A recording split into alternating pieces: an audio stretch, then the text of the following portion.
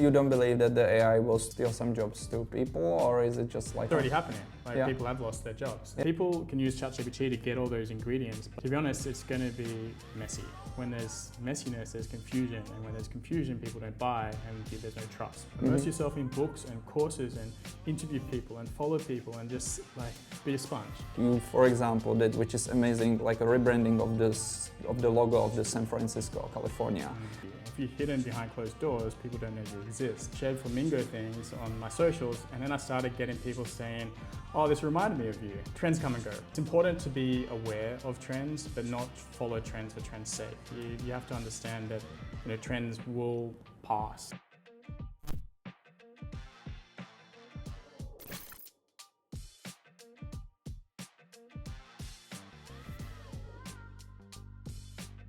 Hi everyone, Mike from Mike on Podcast. I'm so happy being back in Sydney now, and I'm also happy that I have here my favorite guest, who is Jacob Cast. Jacob, we're welcome in Mike on.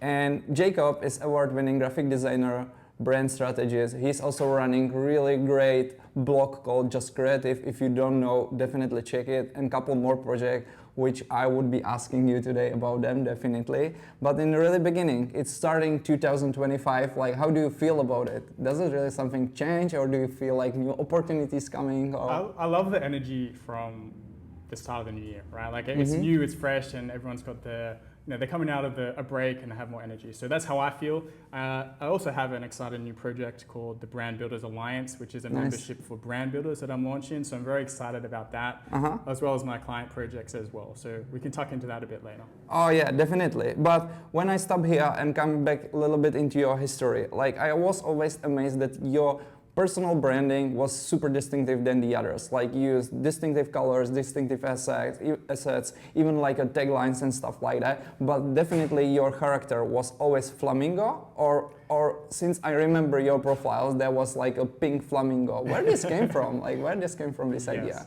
Okay, so my brand is called Just Creative, and it's been that since about 2007. The flamingo is a new addition from about maybe 3-4 years ago. Okay. And our tagline is stand the flock out. And that's what we do as an agency. We help our customers stand the flock out through branding and positioning, design, and all of that. So a couple of years ago, we created this flamingo mascot. It kind of was a natural progression. We never really had it to begin with, but I shared I was often mucking about with Photoshop, and I shared flamingo things on my socials, and then I started getting people saying, oh, this reminded me of you. This reminded me of you. And then I started getting gifts of socks and underwear and gin and photos nonstop. And I was like, everyone's associating flamingos with my brand, and my brand's already pink. So I kind of leaned into this, and I developed it further, and that's where the taglines of stand the flock out came from. And yeah, we had a bit of fun with it, let's flaming go, or let's flocking go, whatever it is. So we have a lot of fun with it. Yeah, I love it. Yeah, I love it. It just reminds me a couple of my favorite rap songs. So I was like, okay, this is bold, this is distinctive, definitely. Have you ever had any kind of negative reaction to that? That some of your, for example, big clients, because I know that you used to work with big clients like Nike, Disney, Nintendo, Red Bull. They already kind of they have their awareness, so maybe they don't need that much stand the flock out because they are already known. But I understand the message from probably the mid-sized brands or the brands which wants to do some change or something. But have you ever had any negative reactions? Well, it's been around for three years, and I'm sure there's some people don't like the sweary nature. It's a bit tongue in cheek, which is fine. But these days, I'm not working with Fortune 100 companies. I did a lot of agency work back in the day. These days, I'm focused on smaller businesses, entrepreneurs, and that type of thing. And the amount of comments I get with it, they love it, so it's working. It's not for everyone, but that's okay. Do you believe that actually being brave enough to do things like that is essential for branding nowadays? Well, that's exactly the message, right? Be bold, be distinctive, stand the flock out. Otherwise, you're just going to blend in. And that's our whole mantra is flock ordinary. Why be ordinary? Stand out. Yeah, that's nice. I really like it.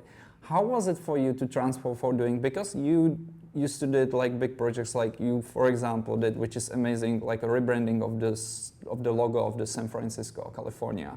How was it actually to be delivering projects like that, and then to transform to being able to be consultant for mid-sized companies, even local in Australia or global, or the mindset for big players and big game, stepping maybe into more like mid-game, but on your own and things like, how was it for you? For me, there's a similar process, right? You have to understand the problem. You know, that's what design is about, is solving problems. So for me, it's you follow a similar process, whether it be for a huge brand or a small business. You're trying to figure out what the problem is. You want to get to that root cause, and you want to create a brief that solves that problem, and then you've got that solving it. So whether it's for San Francisco or a small business, I feel that's a similar process. Nice.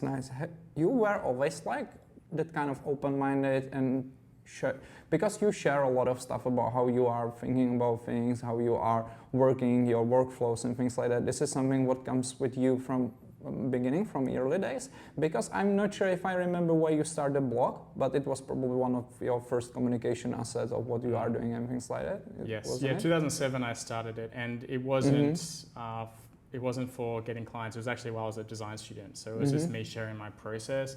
Nice. And that opened up to the whole world of blogging, and that learnt about web design, and things followed on from that. But I hope that answers the question. Yeah, definitely. I was just wondering because I knew people who are graphic designers or brand architects, and they love what they are doing, but they are not that much like they don't share.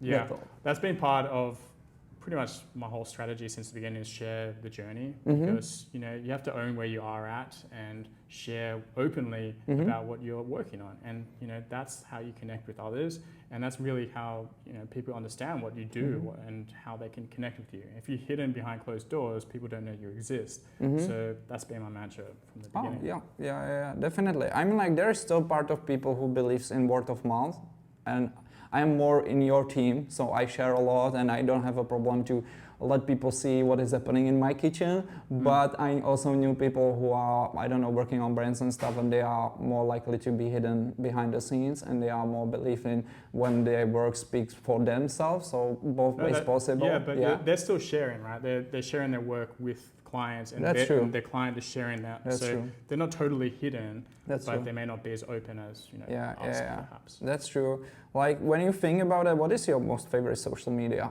on the way you're building all this? So for writing, I prefer LinkedIn, and the conversations are they're much deeper than something like Instagram. Instagram is, these days it's videos and reels and hooks and everything, and I find that the conversations are quite shallow. It's very like emoji driven and like thumbs up, and that's cool, but I find for deeper relationships and growth, I find LinkedIn to be, for me at this level, more beneficial than Instagram, which for me it seems a little bit more elementary and quick engagement and quick wins, and I don't feel it's as valuable, apart from making connections, which I think Instagram is great for. It's a very visual driven platform, so for designers and creatives it works really well, but for learning and deeper things I prefer something like LinkedIn. Yeah, completely agree. Is there any new like social media what you were into? Like, have you tried, like, for example, Clubhouse? Were you part of this movement for a while during COVID at least? Yes, I was part of Clubhouse, and I picked up a client or two that has still a client today. So nice. I do have reminiscence from that, and I enjoyed that. The first audio only experience, which was fun, and I'm an early adopter of pretty much all social platforms. I try it out. The only one I haven't really dived into is TikTok, but I feel like Instagram has a similar kind of feel, but. Yeah, I believe that nowadays there is a bunch of Gen Z who wouldn't agree with you, but I got your point. Totally. I got your point. Yeah. Biggest branding fail you've seen recently? Failure. So Jaguar comes to mind. That's still a work in progress. We'll see about that. That's the first one, and that happened early last year. I'm so happy that you mentioned that, because I'm an external lecturer at university back in Europe, and I have students for branding, and I had a lot of discussion with them about this case. For me personally, it's interesting that even my opinion is still evolving during the time. Absolutely, and it's too early to tell, really. Exactly. You can judge from what you see, and it definitely got our attention. Everyone's talking about it, so on that front, it's very successful. But whether or not that plays out in terms of sales and over the long term, that's really going to be. Yeah, definitely. I'm like, I read your opinion on the LinkedIn and Instagram, and also, for example, the Mark Ritson ones, and I agree most of you guys. But the only thing what I was thinking about, coming from, I spent 12 years working for automotive industry for German one, so I'm part of the conservative team about how to work with the automotive from the German/Czech perspective, and this definitely kills the previous brand, like the Jaguar one. Yeah. But on the other side, if the brand was already dying, and this is kind of bold move, let's see, because I was thinking about if this can make, for example, like a Cybertruck effect, because Cybertruck when came, the car was like, most of the people like, what is that? It's so crazy, but it was so distinctive from the others. Yeah. So when people could buy it in the really beginning, most of the people who bought it was just because of the distinctiveness of the car. Like everyone sees this as a Cybertruck. So I was thinking about if the Jaguar. However, like if you think about Tesla as a brand or like Elon's like companies, it's all about innovation, right? Where Jaguar it doesn't really have that angle as much. It's focused on heritage and or whatever it may be. No, and this right. is a bit different. So it was a very bold move, I'll give you that for sure, but it's too early to say how successful it will be. Yeah, I'm also wondering about if they start, for example, to do some collaboration with the other like lifestyle brands and things where they show that they would go this direction, because I can imagine that can help a lot too. Like I can imagine when they start doing things with, I don't know, Jacquemus or the other brands which are from the category, where they put the art style and design. But let's see. Yeah, it's too soon, as you mentioned. I'll be watching. I'm intrigued. It's got everyone talking. So yeah. At least it was like number one attention catcher like in last couple months, I believe, from the brand's rebranding perspective. Totally. Definitely. What's your favorite logo design of all the time?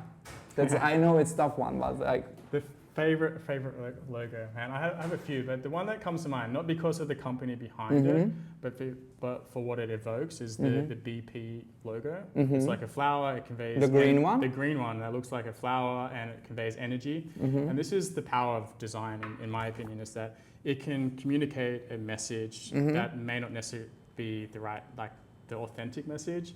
But the symbol conveys, energy and environment, and but in reality, if you look at the company, it may not necessarily do that. But as a piece of graphic design, for what it does and evokes, I find it to be quite successful and it's unique. And it's not purely simple. Like I do like simple logos, but that one's simple and geometric, but a little bit elaborate as well. So for me, that's one of my favorites.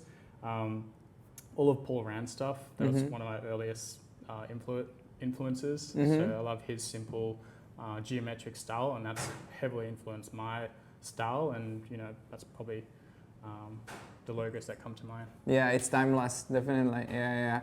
I was actually surprised that you mentioned the BP. I mean, like I like the logo because I like green logos. Don't know why, but it's my favorite color.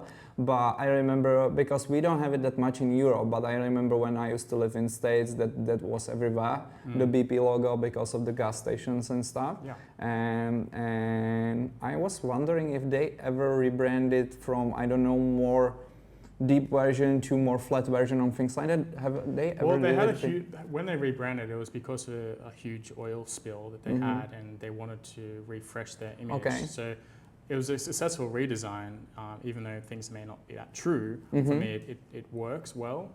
So that's my thoughts. Maybe I remember that it was one of the most expensive rebranding in history, wasn't it? One of those. But yeah.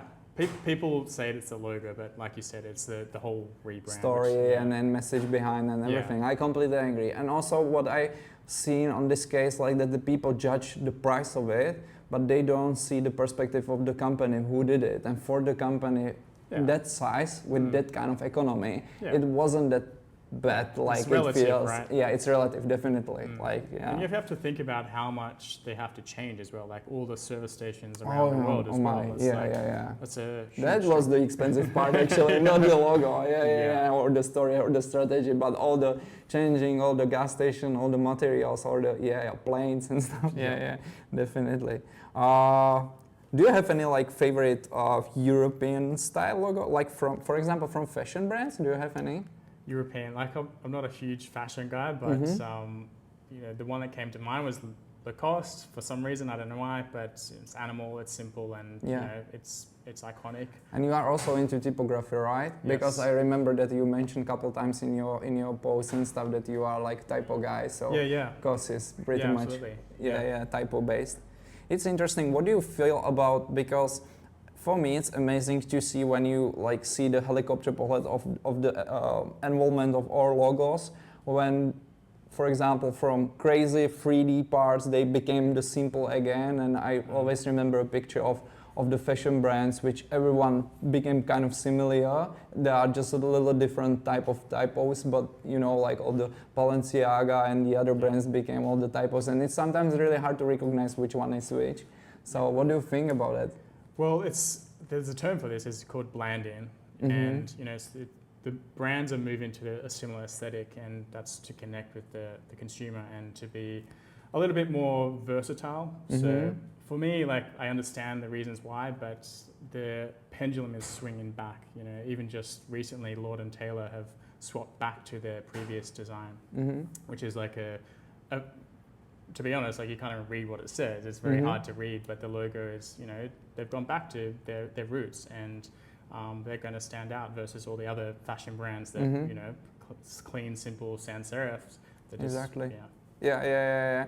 Is it one of the trend in design you wish would disappear? Or do you have in your mind any kind of trend nowadays in design you wish it would disappear? Well, trends come and go, right? So it's important to be aware of trends, but not follow trends for trends' sake. You have to understand that, you know, trends will pass, and that's when your brand can become dated because you followed a trend or a fad. So you have to really understand, like, are you doing this to be fashionable and trendy, or are you trying to make this timeless? Different industries work better for following trends. You know, fashion is one of them. You know, you have to be on trend, and you know, things adapt and change. But you know, for example, if you're a corporate business or B2B, you may not necessarily want to follow that route. Yeah, exactly. Okay, let's come back to you and your journey, because I was thinking the first question what comes to my mind when I was writing this was like, you started as a graphic designer, but then nowadays you are more like a brand strategist and brand architect and consultant and all the wide aspect what do you need when you, for example, rebrand the company and things like that. Like, how to actually become a brand strategist from the designer? Like, you started designing stuff in Photoshop and things like that, and then you evolve of all understanding of the brand aspects and things like that, right? I think it's a bit of a journey, right? So often you'll go to design school, or you'll learn yourself, and you're trying to learn about the principles of design, and you know, they're the basics. You have to know them to know your craft, and you learn the skills. And then you realize that you don't know shit, and then you figure out, well, there's brand identity, and then you go down the identity route, and then you're like, oh, there's brand strategy, and you're like, oh, I didn't even know about this, and then you just like, you learn more and more and more, and you go down these rabbit holes, and that's when you grow and you adapt. So I went from being a graphic designer to focusing on logo design, and then that moved into identity design, and then brand strategy, and then I learned all that. I kind of started a coaching side of things, so I was helping people, you know, make that transition as well. So it was just like a career transition. It went from designer to strategist to coach, and that kind of leads into the alliance, which we'll, I guess, talk about soon. Yeah, definitely.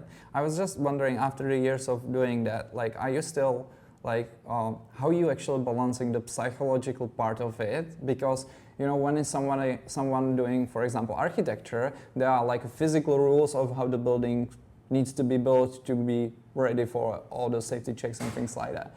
But in the brand design, there is still a huge part of people and their personal opinions and the clients, and someone just like this and don't like this and things like that. Have you found out some kind of framework or the way how you handling this kind of personal attitudes and tastes and even like moods when someone, for example, wake up in the morning with the wrong mood and then don't like anything you share? Yeah. You know what I mean? Yes. Earlier in my career, I thought it was a client. It was not the client, it was me. It definitely was. Earlier in our careers, we think we know better, and you know, these are our designs and you need this and you prescribe this. But the later you get in your career and the more experience you have, you realize that your skills weren't as as good as you thought they were, and you may not necessarily have the soft skills of listening and asking the right question, and having the holistic overview of business and marketing and strategy and everything you need to understand how to grow a business and connect with consumers. That's what you learn with experience. Early in your career, it's impossible to know all of that. So you have to go through the ropes of, understanding the skills, understanding, business and how to, actually talk with clients and understand them. Once you know that, your job gets so much easier, and you don't get that pushback. You don't as much. I won't say you won't get it, but you won't get it as much because you're actually working together, you're collaborating, you're listening, and you're actually building brand.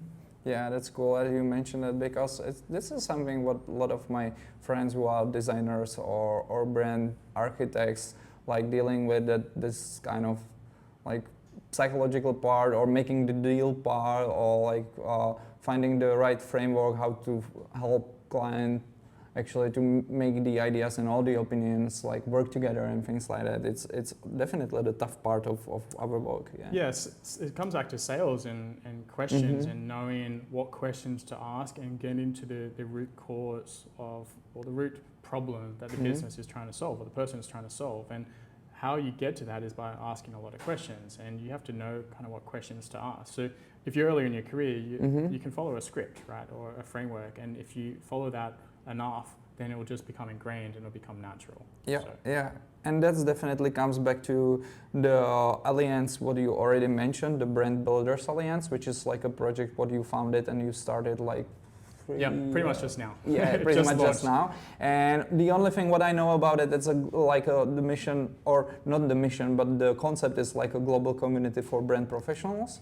Yes. But I don't know nothing more. So can you? Yes, it's new, so I don't expect you to know everything about it. So the Brand Builders Alliance, it came out of an event that I ran earlier last year, which was called the Brand Builders Summit. It was the world's largest branding event. There was 23,000 people. It was very successful. So I wanted to continue that 4-day experience, but on a yearly basis. So now the Brand Builders Alliance is a membership for brand builders.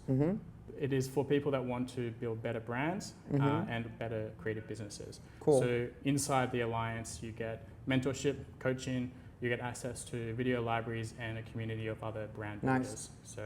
And is it like a Patreon style of like framework? Is it like, I don't know, I don't want to say forum, but it's more like a platform where you pay for the access and then you have all these things like included. Yes, exactly. In the, so it's a membership to a platform, nice. And there's live events and there's downloadable resources and there's the community aspect and it's like a hub. I'm just wondering, because there's a lot of projects coming out like that in Europe, not just in the design world, but in many others like entrepreneurship and things like that. What kind of tool you are using, guys? Are you going to stick to some of working apps like Patreon or something, or are you building your own platform where people are connected? Or is So the platform we're using is called Circle, and it's an amazing platform. You can host live events in there. There's all the resources, and there's a forum aspect as well.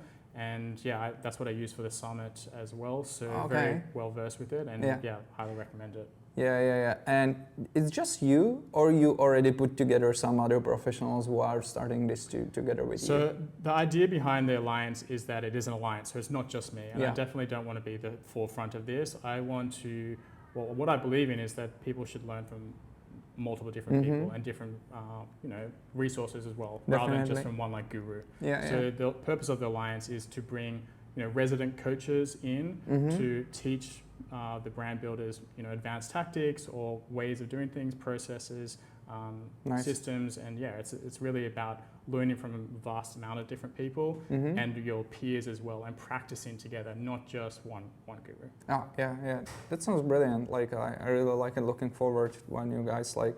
I also seen the summit. I seen that there were like, I don't know, more than 20 speakers, or how many speakers were there? So the summit was a 4-day virtual experience. There were 30 speakers. Oh yeah.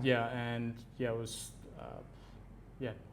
there was 30 speakers. Like multiple topics, and it looks really amazing. I was like, oh, it's like 4 days, was it? Or now I got my train of thought back. So it was 4 days, 30 speakers.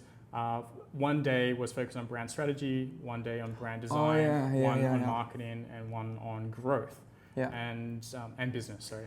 So that's what we focus on over those 4 days. Have you thought that you would connect this with some big player from our industry, like Adobe or someone like that?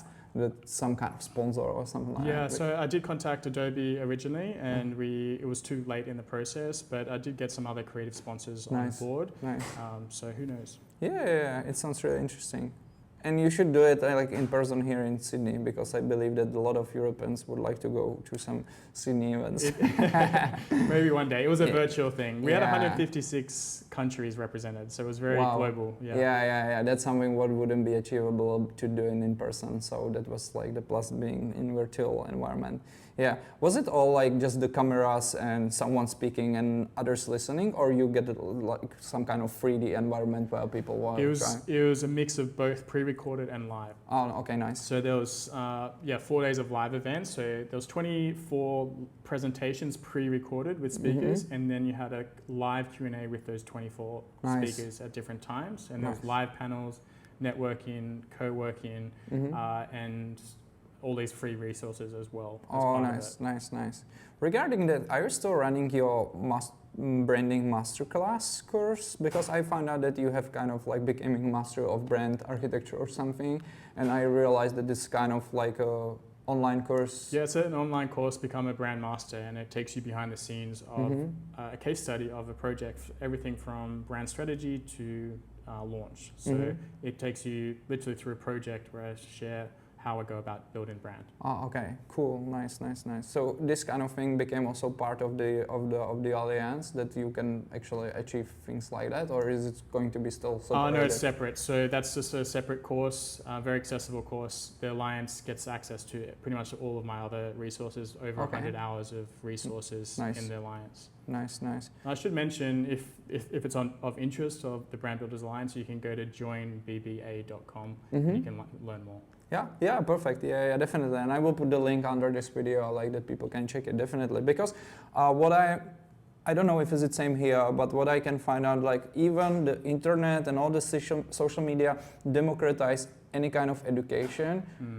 It became so difficult to find out what is the right source, because there are multiple sources and everyone seems like legit and things like that. So there are a lot of young people coming to me and asking me like where to start, what course pick, like what academy do, like what, and I have to say for me even it's like harder and harder, like what you choose. Like back in time it was easy, like start with Mark Richardson's MBA, then do this and definitely follow these couple people on YouTube media for free, and then practice. But nowadays we have all like bunch of multiple sources and all the people. So. Correct. Yeah, there's no shortage of information. We don't have an information problem. We have we're oversubscribed with information. Yeah. So the whole point of the alliance is to actually help people facilitate that information and curate the resources that help them grow and come from trusted resources and not just the web, whereas other gurus. So it is about getting world-class coaches in that have years of experience, and you're going to learn from them. Like there are coaches in here that have 30, 40 plus years experience, so they're well versed. Yeah. Mentioning the world-class jobs, when I come back to your portfolio, I was so amazed about the project for San Francisco, because I used to live there for a couple months when I was living in California, so I knew the city. But tell me, like, how this thing started. Like, they approached you online, or you were back in time in New York when this started, or like? Yeah, so how it came about. So just to clarify, I designed the logo for the city of San Francisco. This was about 2019, so it's all in play now. But how that came about was I was subcontracted by an agency in the area, but I'd been previously working with them on other city and tourism brands. So I'd done some logos for Puerto Rico and Chicago and a few other places, and then San Francisco came about, and I was like, hell yeah, I'll take that. Yeah, definitely. So there was actually, I think, 5 or 6 other designers that were subcontracted, and we're all creating logos and logo systems or identity and kind of systems. pitching to each other. So not pitching to each other, but we were working with the agency, and the agency was shortlisting the logos from those people, and those logos were sent to the client, and the client would choose which ones were right, and then those would be tested. So we tested in different countries and in different states, and my logo came out on top. And that's the official logo now. So that's how it came about. So it wasn't just by the taste of someone in charge, but it also was proven by data. It was proven by data. Yeah. Really nice, really nice. That's another interesting thing, like what I wanted to ask, what do you think about all this testing? Because I love to ask marketers or designers what they feel about it, because my fear of testing is like if we are not like do the sterilization of all the creativity by choosing everything what just comes from data somewhere in the middle. But on the other side, I think it's a mix though, right? Yeah, so you have to have some intuition, right? And that's, if you're being subcontract, you have 6 designers working together. Like there is a creative director and a team that is shortlisting some logos. So there is a human element first before the data. So it's intuition, then it goes to data, and the data is based on the audience that you're trying to attract. So it wasn't just local San Francisco people. It was different states and international guests as well. Sure. And the purpose of the logo had to be bold, inviting, but legible, iconic as well. So there was a few variables that had to be in play. So we did have those data points to work against. Nice. Did it come a lot of new clients after that? Like when you were able to show that you were working on this, like did it bring the attention, or is it like that people evaluate it, but they are not like jumping on it like I wanna have?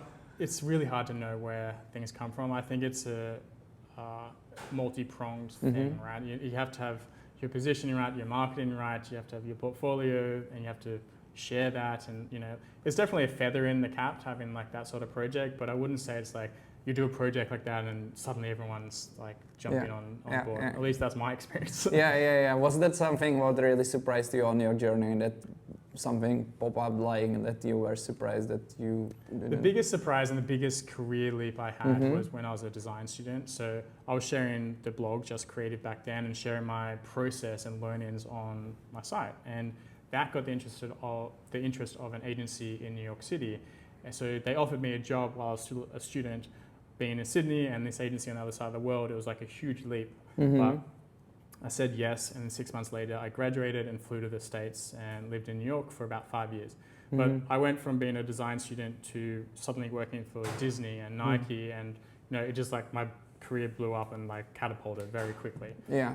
And that was all because I was sharing online, and it got the attention of people on the other side of the world. Yeah, that's amazing. Do you think it's still nowadays possible in this kind of overwhelmed information age? Because I can imagine that back in time there wasn't that many people sharing stuff like nowadays. Well, if you go back in time, right, like to share, you have to get in front of creative directors and you have to get your foot literally in the door and get the attention from them. So I can't remember whose story this was, but I remember them creating a resume that was a little bit longer than like a standard A4 piece of paper. So when the creative directors got all their resumes, there was one that was like a little bit taller, and they literally stood out because the paper was larger. I got you. Wow. So there's stories like that back in the day that you had to do. You had to send like gifts or something that was just stood out. Yeah. These days it's there's more competition, but you can stand out in different ways. But you have to get creative. But I honestly believe that sharing your journey, where you're at, and helping others along the way is how you can succeed. Was it difficult to start being young and starting in New York City, moving from Sydney? Yes. Because I can imagine it's a different world. Like even like you are English fluent, they are English fluent. You are like, I see a lot of similarities between Australia and US, but I see a lot of differences too. So, and I know that New York City is kind of crazy. It's super busy and super rough. And you have to consider, like, you're a student that is, just mucking about at the local bar and doing some studies on the side, and then you're thrown into like literally one of the biggest cities in the world, not knowing anything, knowing anyone or how things work, and like working on like a junior designer salary, and it's like, it's a learning curve. It's a lot. And you have trying to make friends and like acclimatize. I have this like thick Australian accent at the time. I've definitely mellowed out now. But I wasn't even allowed to talk to clients back then. So it was a learning curve. And I didn't even have a place to stay like a couple of days before I flew over. So it was just like, man, but like everything hard, like it's worth it. And I actually got kicked out of the States like 6 months later. I couldn't get back in. I did a TEDx talk on this experience. Nice. But I knew New York was for me, so I figured it out, went home to Oz, got a lawyer, got a different type of visa, and eventually got back to New York, and we stayed there for another 4 years. Nice, very, very nice. Oh, you get such an interesting story.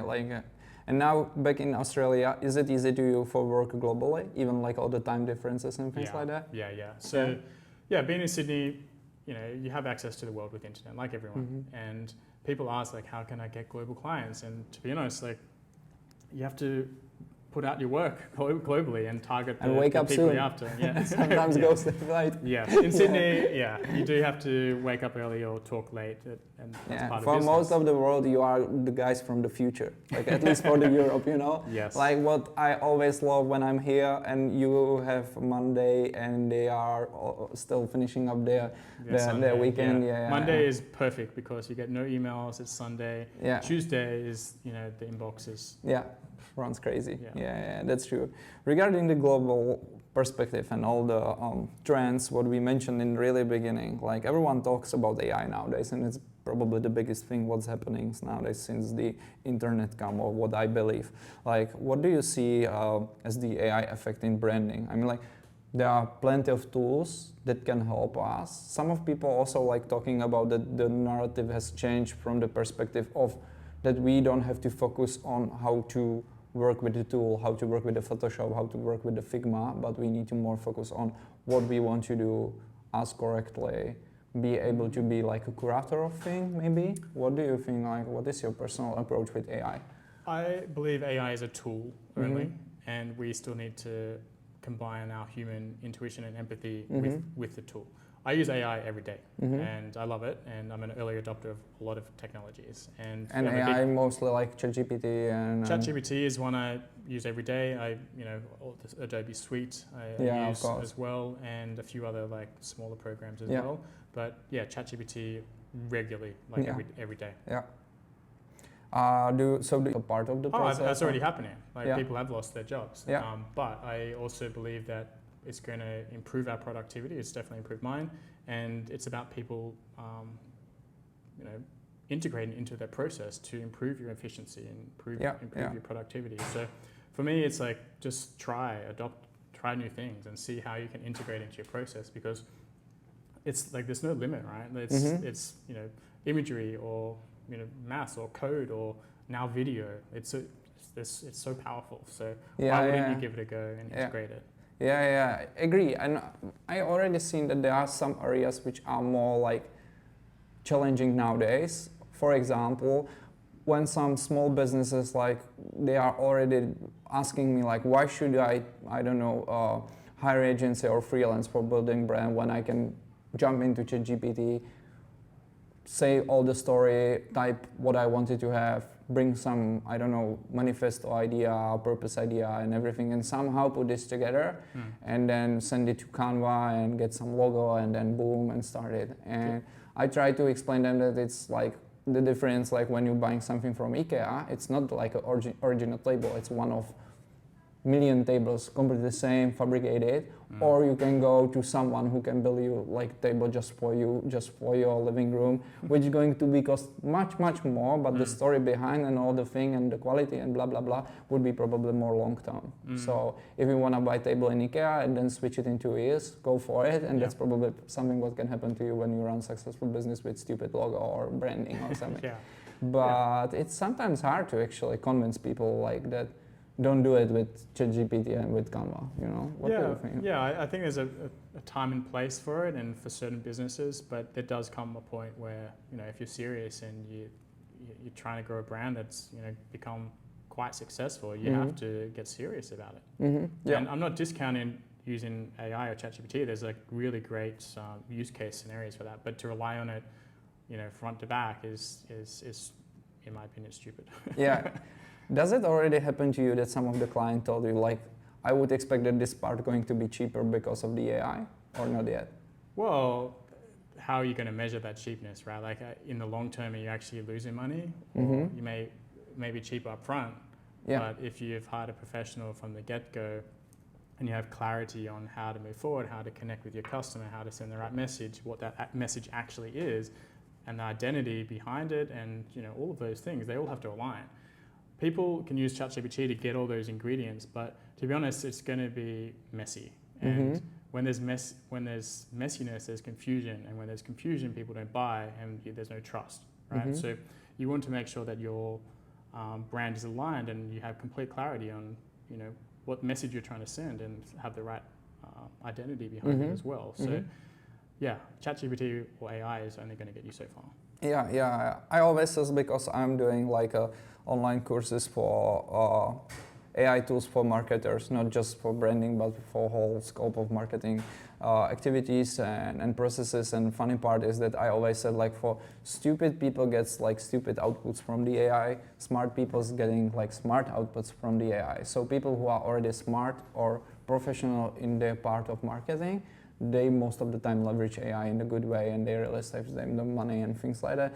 But for most of the people who don't know the behind the scenes of what they are already doing it, that AI doesn't help that much, because with the generic prompts and generic questions, you don't get anything special in the end you won't get too far. So it's having that prior knowledge, and that's what's important, but how you apply that knowledge and then make something fruitful from that, that's a whole other thing, right? And that's where professionals come in. Yeah.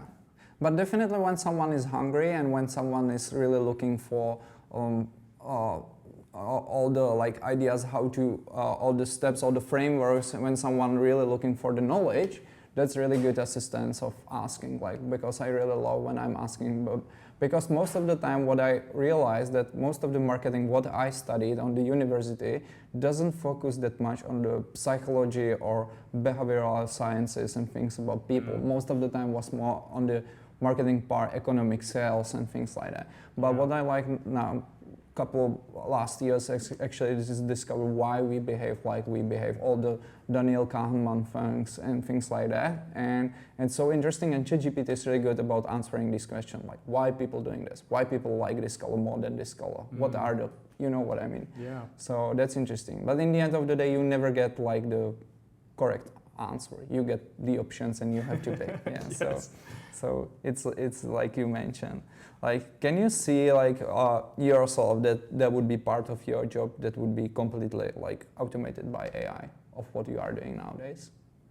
Completely automated? Yeah, like designing, for example, like in sci-fi movies, like you came into your working room and you will be like, I have the idea about logo, which would be like this and this and this, like start to drawing that. I think there's some really great uses for AI, and I've created some custom GPTs or bots of my own to fit what I saw was missing in the market. So for example, logo design is one of my true passions, and I love it. But I was trying to create use different tools to get different ideas for logo designs, and whatever came out of ChatGPT was just like so complex, and it just didn't fit the bill. And like I tried so many different things to refine it, but it just took so many steps. So I created this my own bot that had some variables that kind of fitted my style, that was simplistic and clever and flat and minimal and memorable. And it yielded much better results because of that, and because you had crafted something that suited my needs versus using something generic. So that's where I think it can get really interesting, is where you create your own GPTs to do your own tasks that you want. Yeah, definitely. And especially when it can learn on your works, so you can even give like multiple examples of what you 100%. Are looking for. Yeah, that's a really good thing, and it's definitely part of the future. Like when we mentioned the trends, and AI is something what we seen everywhere, but there are also some other branding trends. For example, voice branding. I heard that a million times, but I never had the chance to work on anything on voice branding. Maybe at least once, as we work with Skoda, which producing cars. There is definitely a huge trend of rising the assistants in the cars, like voice assistants, and there are a lot of talks about how to brand it. But do you have any like experience with the voice branding or something like that? Not voice branding, no. I've done audio branding, so for podcasts and things like that, but no, not voice branding, which is pretty interesting actually. I've never really considered that, but I've had a few tools where you can customize which AI to use. So I think even ChatGPT, you can choose which voice you want, like their personality. And that was only a couple of weeks ago that I saw that, and I thought that was pretty interesting, where you could customize the voice and how they react and what type of language they'll use. And so yeah, it'd be cool to be Yeah, I trained believe something it's like going that. to be bigger, yeah, but I've seen it just theoretically, not practically yet. But we already use tool called 11 Labs, which let you do any kind of voiceovers with AI with not existing voices. Then you can really tune up the type of the voice. So I can imagine that there would be people thinking about, as you mentioned, like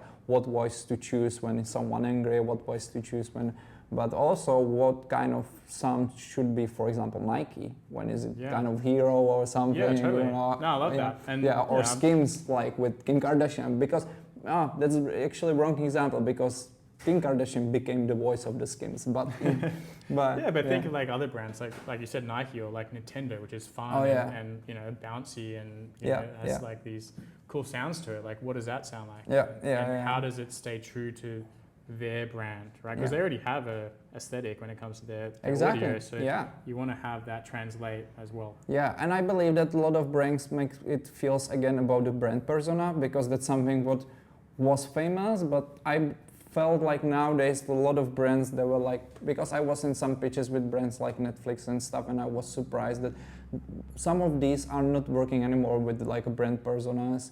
They have some personalities, but they don't put them in kind of frameworks. They are like, they don't have any specific like persona like from Jung and the others. Okay. But when we start discussing again like voice branding, that would be interesting. Like if this came back to the scene, like because when you want to set the voice, you need to somehow set the characteristics and things like that, I believe. Yeah. Maybe that's a new project for this year. Yeah. Work on voice branding. Yeah, definitely. It would be interesting. Another one, what I have it here is hyper-personalization, which comes with the AI.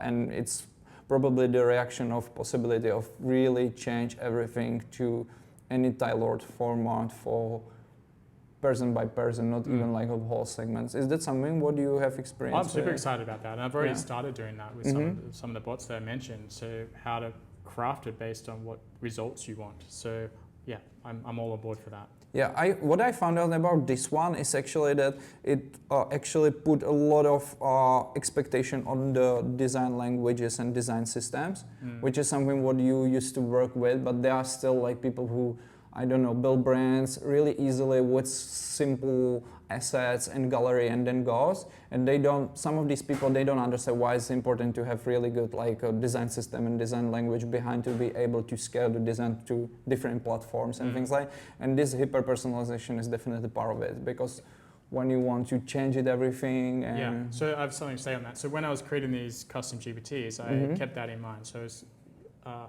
when you put something just into regular chat GPT, you will get a result, right? It won't actually digest things or ask more questions. So when I created something called a brand bot, I got it to ask the user more questions. So what type of feeling are you trying to evoke? What colors are you thinking?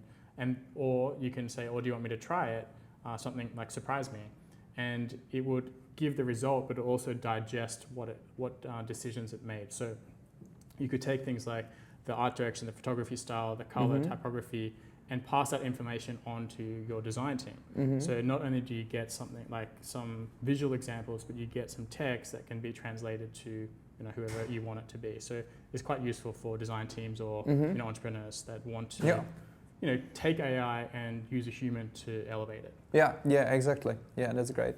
Another trend what I have, but you already discovered that, is founder-led marketing. So it's something what became more and more important, that actually people expecting founders or people behind the business actually stepping into the spotlight and telling the story and showing the human part of the business and things like that. But I believe that it's already trend like last 5 years. Yeah, it's kind of exactly. Do you feel like that it's more and more difficult actually to do the personal branding regarding the overwhelmness of everything on the internet? Because you can literally open Instagram or TikTok and you see like a million founders nowadays like telling you the story and things like that. It used to be much less like 3-4 years ago than now. Yeah, there's much more noise for sure, and business is getting more competitive, definitely, and it's getting harder to be seen because there's so many people on there now. So yeah, the landscape is definitely changing. So you have to get creative. You really have to understand psychology and hooks and the game, right? Like that is the game. Unfortunately, you have to, you got the will of these algorithms, and it's unfortunate that's the way things are going. I don't necessarily love it, but it is the game. But it's also just one marketing tactic. So you really have to understand who your audience is, what value you're bringing them, and understand the best way to market to them. Yeah. So actually the fundamentals are still same, right? But just the game is more and more complicated regarding the information streams and the attention. I believe the attention, man. That's the hard thing. Yeah, it really is. That's what I always says in the end of the podcast, or even in the middle. I always like, guys, I really value your time, because I can imagine that nowadays actually listen any kind of format which is longer than 1 minute or something. That's almost if you like made it this far through. It's kind of miracle for me nowadays. But Another thing, the last one, what I have it regarding the trends is like experience-based branding, which I believe it's not just for this year, and it's also something what is here for more than like 3 years or something. And anything like human experience stuff, like experiencing brand in stores. Oh yeah, experiential branding, absolutely. So that's it's about creating these like memorable moments, and that's what branding is about. It's like trying to craft this perception and to get this emotional connection between you and the brand. And experiential branding is a perfect way to do that, to deepen that relationship and have a much more meaningful connection. That's what it's all about. So. Do you have any example in your mind, like last couple months, what really surprised you or what you liked about brand? So South by Southwest in Sydney, that was just recently held, and there was a lot of activations throughout that time, and some good ones, some terrible ones. So I saw the gamut, and some of the memorable ones was Amazon. You could walk through this experience, you got food, you could watch videos, you could interact with like 3D environments, friendly people, and freebies and games and everything. So it was, everyone loves free food and ice cream, and they combined that with their shows, and it was a very interactive experience, and that was one of the most memorable ones from South by. Another one, memorable but not for a good reason, was MailChimp. They had this app. So South by Southwest had an app to see the schedule and everything, and MailChimp was a sponsor. But every time you open the app, you'd see MailChimp, and it was really bloody annoying. But I got intrigued, and I was like, okay, I'll go to activation. So I went to their activation, which was like this big cube kind of thing in the middle of the park. Okay. Went inside, there was no line, I stepped in a puddle, wet my shoes, that was annoying, nothing related to them, but it was memorable. Anyway, I went into this box, and you walked through this like experience, and you read emails on a wall, and then you went into this other room, and it was just more things on the wall I had to read, and I was like, wow, this is so bloody lame. I can't believe you were sending me ads every second for this, and you go through this experience, you have to walk through mud to get into your little hut, and then you read all this stuff that's like boring as get out, and like, my opinion of MailChimp degraded after that experience. I know, like I had MailChimp high in my mind. That was They were kind of pioneer of easy emailing systems, but I understand that this one, like, it was just like a fragment of emails there, like on the screens. Like reading the emails of like how powerful emails was, and the slogan was "Email is dead," and I was like, this is like a mailing company, like an email company that's saying that, and like I get that gets attention, but like it didn't make sense. It even wasn't personalized somehow, that you step in and they change to your mails for 20 years ago or something? No. Oh my God! Sorry, I would expect much more. Step on your toes. I would expect much more from them, because they're doing their job really good. Like, I love the tool. Yeah, totally. And there's many good things they do. Like the chimp mascot, like that's brilliant and very memorable. But like, that wasn't even to be seen there, and it just felt off. Really off. And tell me one more activation. What was when I arrived here was Netflix Squid Game. Do you like it? I watched some of Squid Game. I know the new season's out, but no, I haven't seen any activations. You haven't seen it? Oh, okay, it was in Sydney, and they just like, basically they had one day when they had like multiple boats, like ferries and stuff, full of these people in this like red uniforms from the Squid Game. But that was like, I've seen a lot of videos, people like filming videos of them like being on the boats and coming somewhere, and they were actually coming to the Luna Park of Sydney, the old one in front of the opera, and they did multiple games there, and the games are still there, so you are able to go there and play some of these games. And they did it first day with the influencers, and also what they did, they, for example, emptied the pool at Bondi, and they did some Squid Game inside of the empty pool with people on the skateboards or something. Oh, wow. And Okay. and always everywhere there were like plenty of these like guys in this with the mask from the Squid Games, and like plenty of them. When I was checking the activation, I was like, okay, I would expect this, I would expect this, but the most expensive thing was all around it, that there were like 300 people employed to just wear this stuff and do this kind of red army something. Yeah, wow. So I really like it, but there were multiple activation, like this one was in Sydney, there was another one in Thailand, there was a multiple one in the world. Oh, cool. And they go crazy. Like also they did collaboration with McDonald's. So actually yesterday I started watch the season 2 of the Squid Game. So I ordered the McDonald's package of the Squid Game, and they give you even like this cake from the first season where they are like putting off the cake. So yeah, it's really like, I would say it's well driven by the marketing team. So yeah, I like it. Yeah, another one that comes to mind is Barbie, right? Like that recently came out last year. I don't know. Was it last year? Was it the one with the CGI or what? Well, I think it was the world's largest marketing campaign. Just they went crazy with all their collabs and you know, the literally experiences around the world. So that was very well done.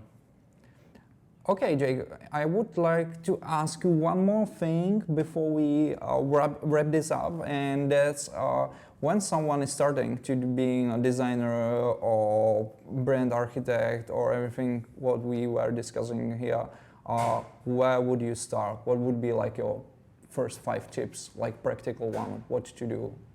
For being a brand architect, strategist, or designer. Yeah, I know there are different levels. Let's start with more easy part, and then what became like a designer. And so I'm just going to give you my experience. So I went from graphic designer to identity designer to strategist, and what I'd recommend is learn the fundamentals first. You know, whether it be self-taught or at university or college, you have to have that foundation, and then based on what you learn through that experience, you can focus on one thing and grow in that kind of area, and then trickle off into other areas. So for me, it was logo design, and I really focused on that and typography. That was my interest that came to light throughout my early days in learning.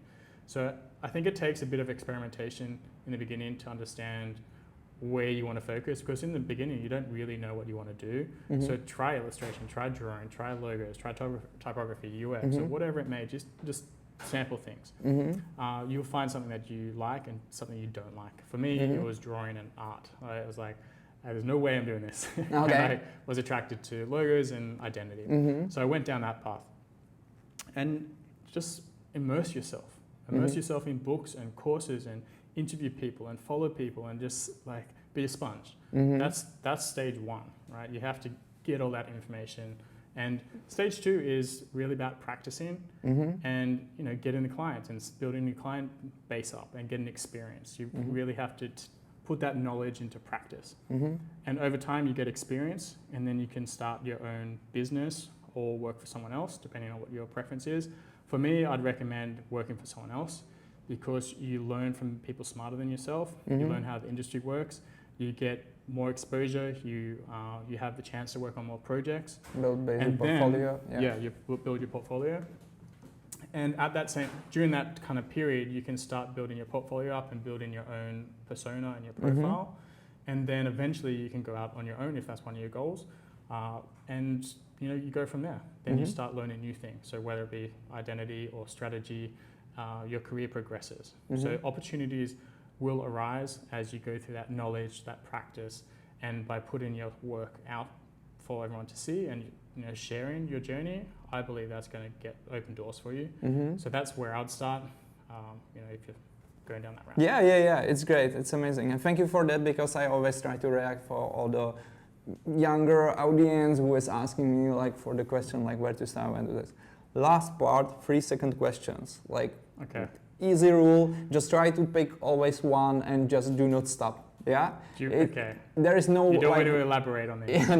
There is no wrong, there is no correct answer. It's more like fun part of the podcast. Okay, let's do it. So, Sydney or Melbourne? Sydney. Okay, beer I'm biased. Beer or wine? Oh, beer. Color or font? Ooh, font. Talent or hard work? Hard work. Figma or Photoshop? Photoshop. Data or empathy? What was that? Data or empathy? Oh, empathy. Instagram or TikTok? Instagram. Adverts with the triple W or Cannes Lions? Adverts. Book or podcast? Podcast. Written or sharp? Written. LinkedIn or X? LinkedIn. Agency or freelance? Oh, freelance. Kangaroo or flamingo? Oh, flamingo. That was hard. Oh, Jacob, thank you so much. You did well. Like, you haven't stopped anywhere. Like, thank you for sharing. Great questions, really great questions. So thank you. Thank you. Thank you for all the insights you shared with us. And I will definitely put some links on your projects which were mentioned here. And guys, if you would like to get know more about Jacob, definitely find him on his Instagram, LinkedIn, all the links you will find out below. Everyone who's ended here, we really appreciate your time, as we mentioned, because nowadays it's kind of a miracle to listen something for an hour. So thank you for that. Share with us your opinions about everything what we said here in comments. Give us some subscribe or follow, because we're still doing that with no paywall, just hype as we call it. And thanks again, Jacob. Thank you. Right. It was great. Thank you.